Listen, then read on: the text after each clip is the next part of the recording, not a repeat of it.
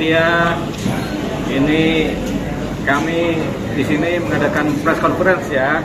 Jadi ini kawan saya lama namanya Natal Sebangun. Ini pengacara lama juga. Jadi kita pengacara lama zaman dulu punya. Gitu. Jadi dia sudah bikin kantor sendiri namanya Law Office Natal Sebangun and Partner ya. Nah, ini dia menangani perkara Bu Hera ya. Sama Bu Nia. Jadi saya diminta membantu mereka ini untuk dalam hal penanganan hukum perkaranya Bu Hera dengan Bu Nia yang kemudian sedang berperkara dengan Bu Erin begitu. Jadi itu tadi. Jadi saya diberikan kuasa oleh Bu Hera ya sama Bu Nia untuk mendampingi beliau-beliau ini dalam penanganan perkara yang terkait dengan persoalan dengan Bu Erin ini ya. Jadi itu aja yang kemudian saya sampaikan. Jadi saya secara resmi menjadi kuasa hukum bersama tim saya ini, bersama Natal Sebangun ini, tim yang ada ini kawan lama nih, kawan pengacara lama ini memang ya. Jadi gitu. Nah, selebihnya mengenai persoalan teknis, kami akan mendalami apa sih yang terjadi sebenarnya di dalam perkara ini ya. Tapi saya memang sudah dapat dokumen-dokumen yang kemudian saya pelajari dengan baik. Bahwasanya ada ini memang hubungan pekerjaan ya antara Bu Hera dengan Bu Erin.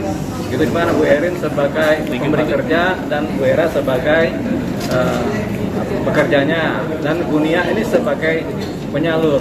Jadi di sini saya sampaikan setelah saya mempelajari secara baik dokumen-dokumen yang ada, permasalahan yang ada, walaupun sudah saling melapor di kepolisian, saya menganggap ini sebenarnya persoalan yang sebenarnya masih bisa diselesaikan secara baik. Jadi ini artinya adalah kesalahpahaman biasa antara pemberi kerja dengan pekerja. Jadi ini sebenarnya masih dalam konteks kesalahpahaman biasa. Tapi kemudian karena sudah terjadi lapor-melapor, tentunya kita akan mengikuti proses hukum yang ada ya. Bu Hera dan Bu Nia ada melaporkan ke Polres Selatan ya? Iya. Mengenai persoalan apa itu? Penganiayaan, ringan. Tapi kemudian dari pihaknya Bu Erin ada melaporkan juga, Bu Hera ya. Apa yang dilaporkan? Pencemaran nama baik. Dan Bu Nia juga, nah terus data pribadi dilaporkan. Bu Nia dilaporkan juga. Persoalannya sama juga. Undang-undang ITE, pencemaran nama baik ya. Jadi saya coba memahami ini secara baik dulu. Bahwasannya ini perkara sebenarnya perkara yang sifatnya masih dalam toleransi yang sebenarnya bukan perkara karena masih kesalahpahaman biasa.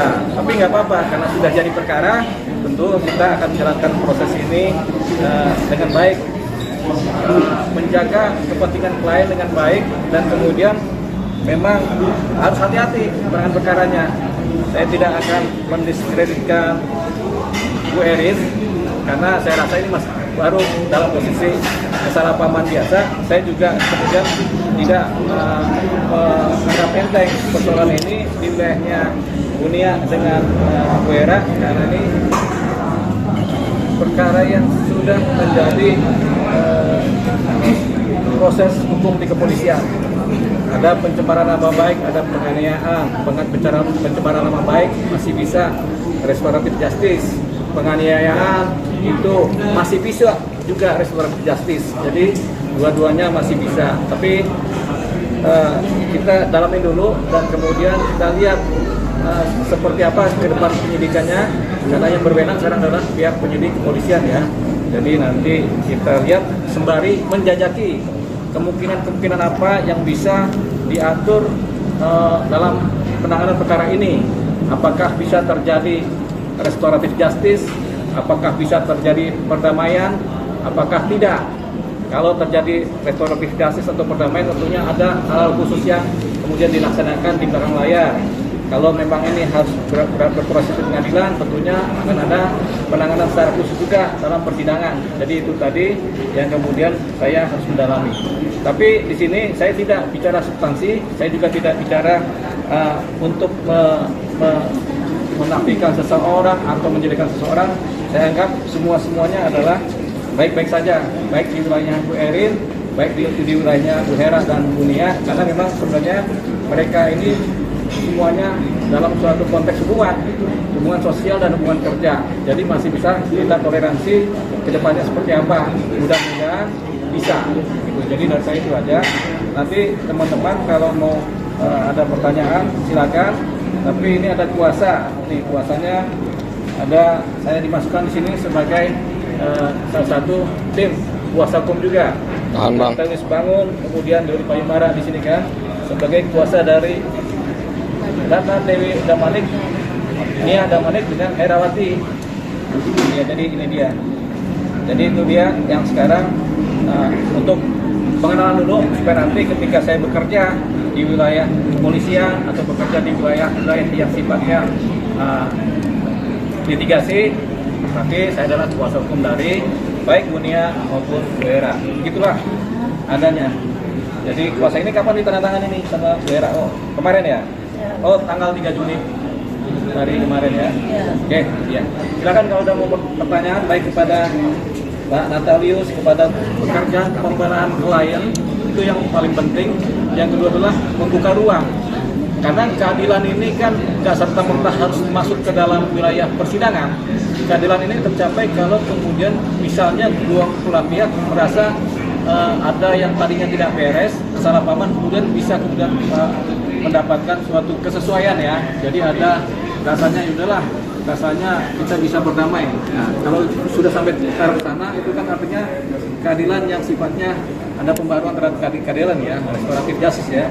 Jadi ada matching antara yang berperkara sehingga nggak perlu lagi masuk ke wilayah pengadilan. Tapi kalau dari pihaknya Bu Erin membuka ruang, kami juga tentunya membuka ruang supaya ini tidak menjadi hal yang saling menghancurkan. Jadi lebih kepada sifatnya membangun kedua belah pihak supaya kembali dalam hubungan sosial yang baik. Karena sebenarnya ini lebih kepada bukan perkara, tapi ini lebih kepada kesalahpahaman secara sosial antar individu, antar orang. Dan bisa saja Bu Erin salah menerka apa yang dikerjakan oleh Bu Hera dan Bu Nia. Bisa saja juga Hera sama Bu Nia salah menerka apa yang dikerjakan oleh Bu Erin. Gitu. Jadi kita anggap dua-duanya pasti dalam hal yang baik, yang positif bagi keduanya. Nah, kita juga akan menjernihkan kalau ada pihak-pihak dari masyarakat manapun juga yang kemudian menganggap negatif baik Bu Nia maupun Bu Hera, kita jernihkan bahasanya itu nggak perlu terlalu dibesar-besarkan. Kita juga menjernihkan kalau saja ada masyarakat atau netizen yang kemudian menganggap negatif Bu Erin, kita rasa itu tidak perlu dibesar-besarkan karena rasanya semua masih dalam ukuran-ukuran yang baik dan normal. Jadi kita tidak akan mendiskreditkan Nia atau Hera atau Bu Erin, kita anggap semuanya sama dalam hal konteks yang positif begitu. Jadi ketika saya baca banyak di medsos tentang apa-apa tentang Bu Erin, saya juga menganggap itu seperti yang dipikirkan oleh banyak orang. Saya rasa ini adalah hanya kesalahan biasa. Kalau Kak Hera sendiri secara pribadi bersedia untuk memaafkan Bu Erin bagaimana? Artinya ada syarat-syarat juga dari Mbak Hera, mungkin syaratnya apa aja ketika nanti Bu Erin mengajukan perdamaian? Saya mintanya haknya saya kayak handphone, gaji yang 28 hari sama gaji saya sama saya bisa permintaan maaf juga mungkin? Iya, permintaan maaf dari Bu Erin dan jangan mengulanginya lagi. Ya, ini kan dari sisi Bu Hera ya, dari sisi Bu Nia bagaimana? Dia bagaimana? Saya kan hanya punya dia dan saya juga sudah datang berulang kali. Saya bilang saya sudah pernah datang secara baik-baik, tapi beliau menolak kan, bahkan mengusir saya. Lalu apa yang harus saya lakukan lagi? Sedangkan sudah saya lakukan, kan hanya itu yang bisa saya lakukan kan. Jadi mau bagaimana lagi harusnya gitu. Karena saya sudah menyodorkan diri, bahkan saya mau ke sana datang mau minta maaf pun saya datang, tapi beliau mengusir saya. Kan bingung kita kan, bingung mau ngapain gitu, dan dia bahkan malah dibilang penyalurnya tidak datang. Saya datang ke sana gitu.